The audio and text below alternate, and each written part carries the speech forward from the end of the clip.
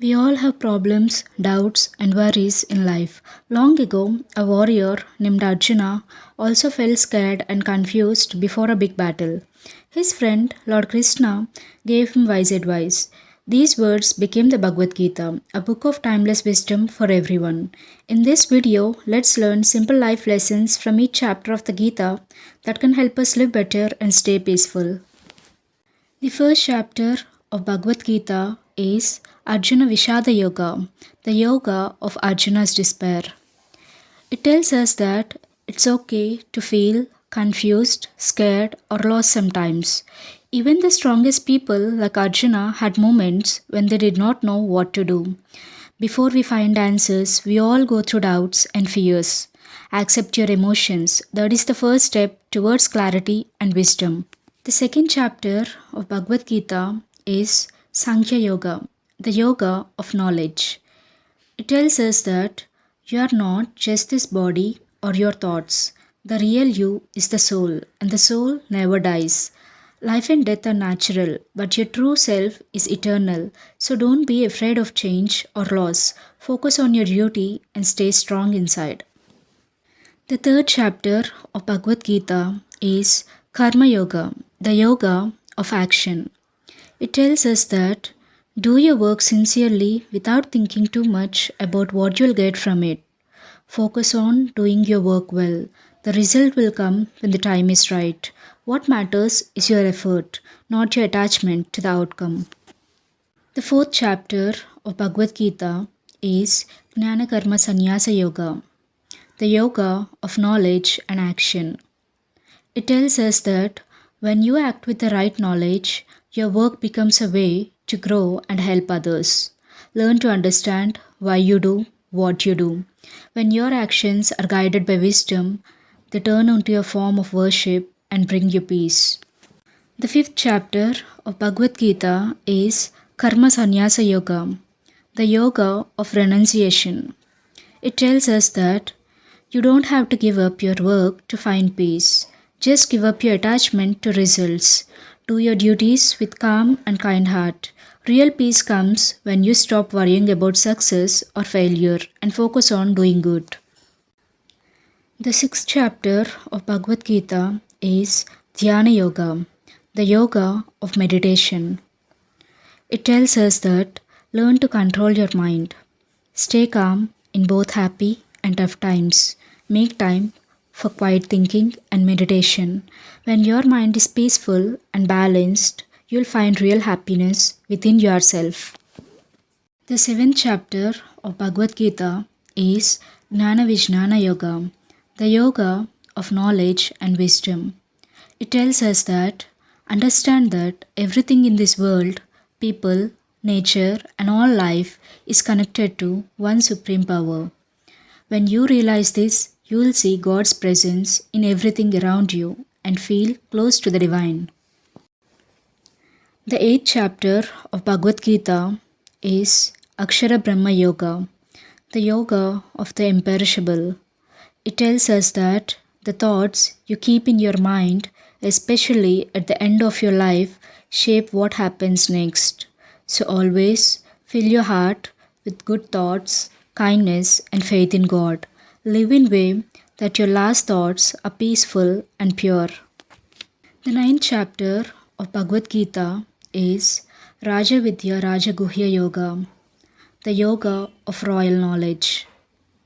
It tells us that God lives in everyone's heart and loves all equally.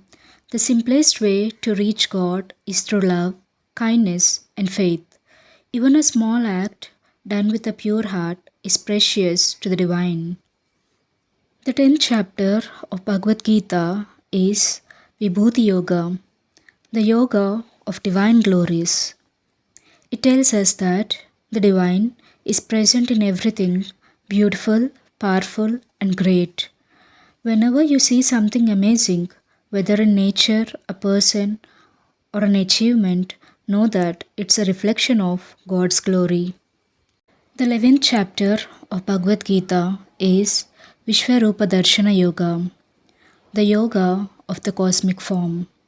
It tells us that the universe is a vast, interconnected whole, and everything is a part of the divine.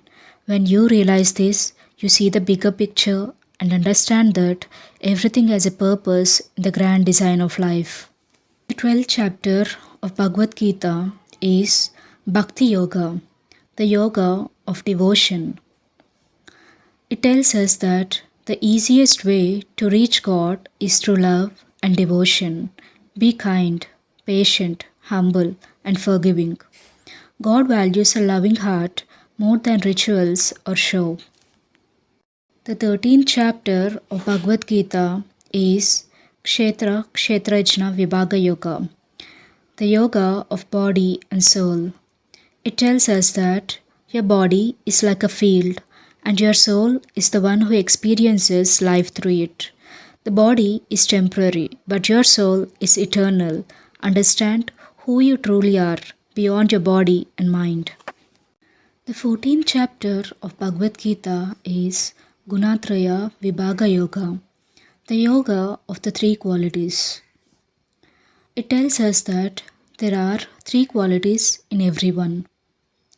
Sattva, which means goodness, it brings peace. Rajas, which means passion, it creates desire. And Tamas, which means laziness, it causes confusion. Try to increase your goodness and raise above the other two to find real happiness. The 15th chapter of Bhagavad Gita is Purushottama Yoga, the yoga of the Supreme Being. It tells us that this world is like a tree with its roots in the sky and branches on the ground. It's upside down and temporary. Don't get lost in its illusions.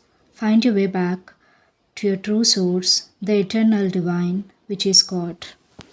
The 16th chapter of the Bhagavad Gita is Daivasura Sampad Vibhaga Yoga, the yoga of divine and demonic qualities.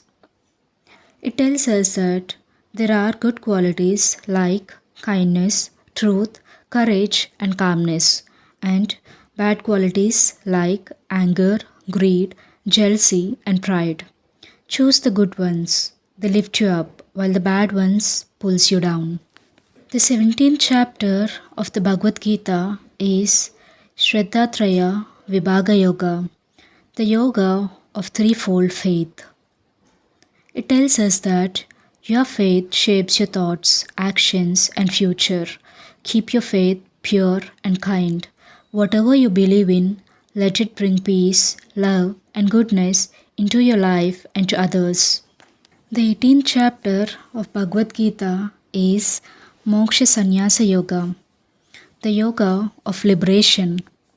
It tells us that do your duty with love without clinging to success or fearing failure. When you give your worries and pride to God, you find real peace and freedom in life. True freedom comes from surrender, not control. Conclusion. The Bhagavad Gita teaches us how to live with courage, kindness, and wisdom. It reminds us that life will have ups and downs, but when we stay calm, do our duties with love, and see the divine in everything, we find real peace.